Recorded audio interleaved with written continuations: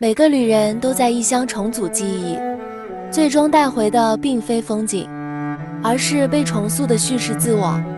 我不想再做一个被滤镜和数据绑架的旅行博主，更希望通过自己的镜头，完成自己与世界的对话。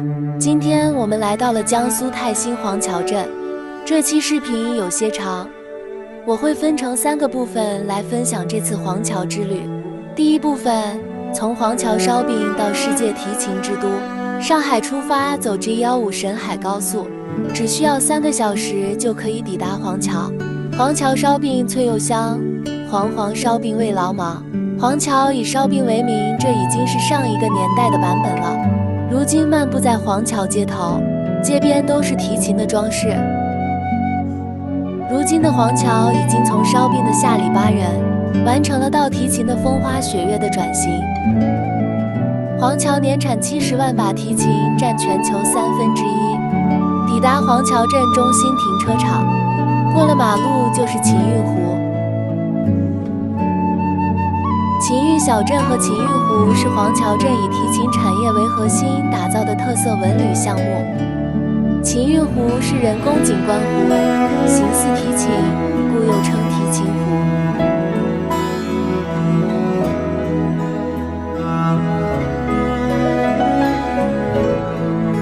夏季的晚上还会有梁祝的音乐喷泉。今天我来到黄桥，也是因为一个有趣的约会。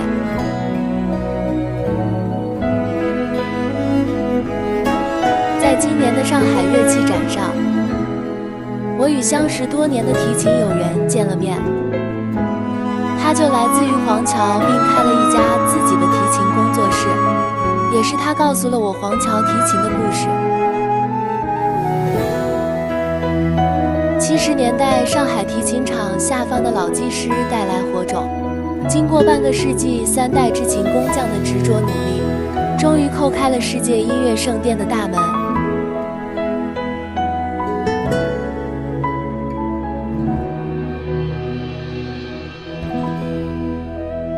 经过保安大叔的允许，我们得以进入当地制琴的龙头企业凤林提琴厂。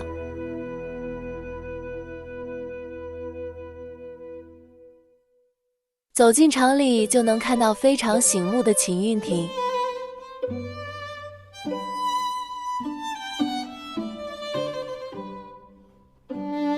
琴运亭中这棵巨大的树木可来头不小，这是取自美国拉什莫尔山脉的1188年的巨松。这种松树生长在山脉的顶端，它的每一面都饱尝阳光与雨露。它木质致密，木纹清晰，组织匀称。只有像这样的上好木材制作出的提琴，才能奏出最美的音乐。而这块木头据说可以制作888把小提琴。在凤林提琴厂参观之后，我们和那位提琴友人接上了头，终于能够走进提琴制作工作室，参观和了解提琴的制作过程。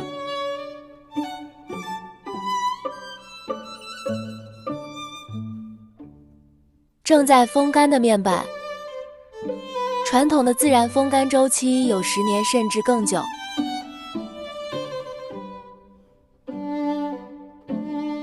黄桥拥有新的风干技术，可以缩短这个时间。面漆需要手工刷涂3到5层。喜欢这种透亮的琥珀色。友人也是黄桥第3代制琴师，新一代的制琴师也会通过互联网将黄桥提琴销往世界各地。正在认真工作的提琴师傅，比起欧洲那些动辄几万甚至上百万的提琴，不妨来黄桥寻寻宝。中国制造与乡村手艺人，也许会带给你一些惊喜。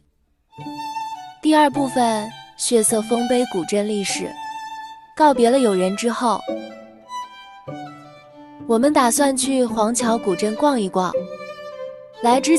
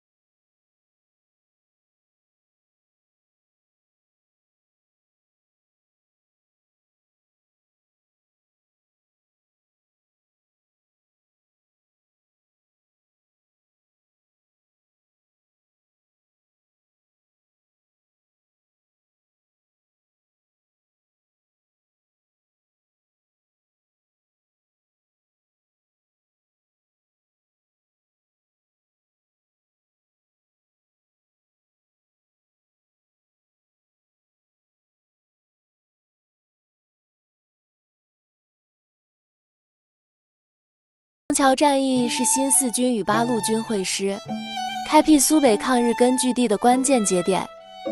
黄桥战役发生于1940年10月，面对国民党顽固派韩德勤部的进攻，新四军苏北指挥部在陈毅、粟裕指挥下，以5000兵力击败3万敌军，彻底扭转了华中抗战格局。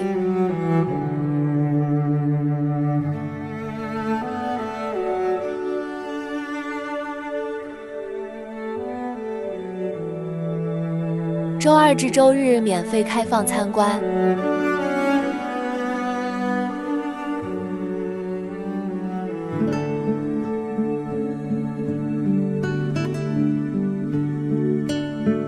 这清代园林是新四军临时行政委员会驻地，陈毅曾在此办公。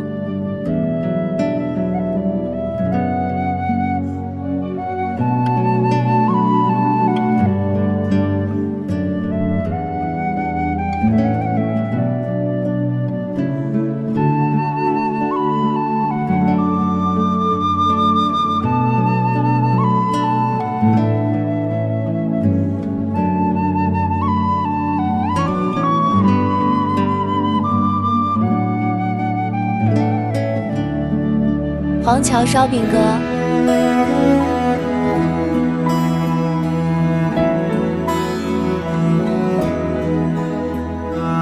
纪念馆内展有粟裕手稿，黄桥战役中缴获日军公文包，以及抗战时期战士的生活用具。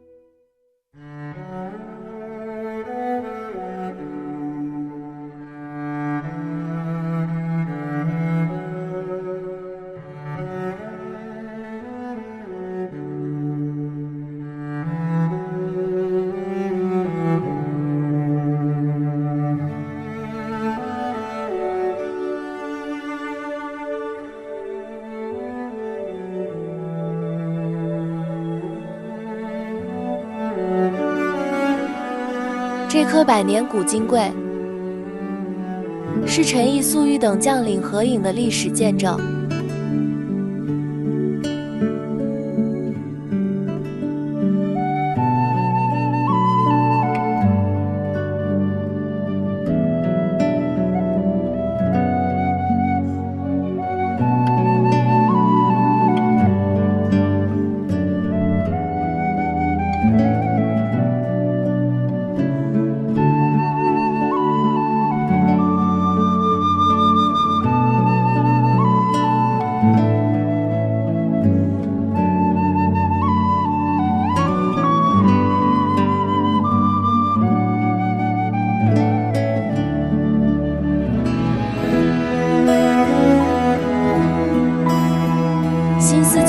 馆的另一边是著名的丁家花园，这里也是丁文江纪念馆。丁文江先生是中国现代地质学奠基人，纪念馆通过时间轴、图文展板及场景复原，呈现丁文江从黄桥少年到科学巨匠的成长历程，陈列其在古生物学、地层学、地图学等领域的研究成果，包括中国地质调查报告等著作。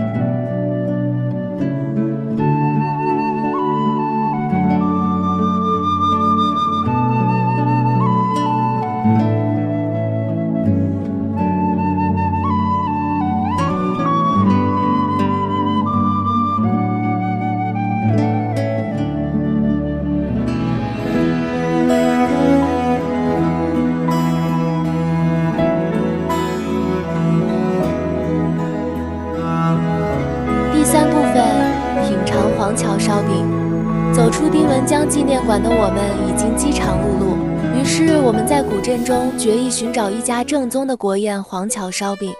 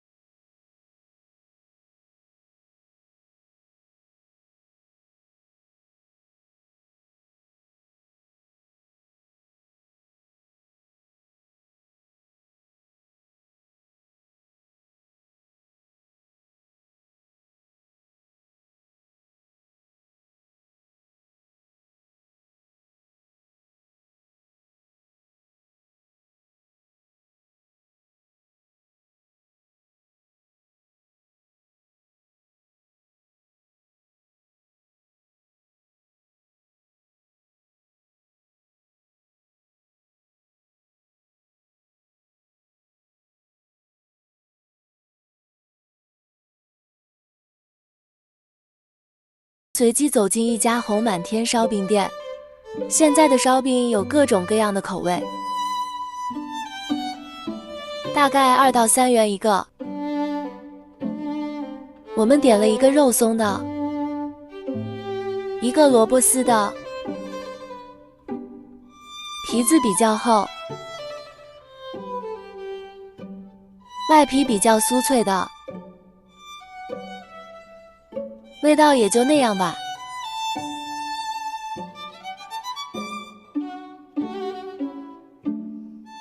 还是更喜欢提琴小镇一些。今天就到这里吧，希望黄桥越来越好。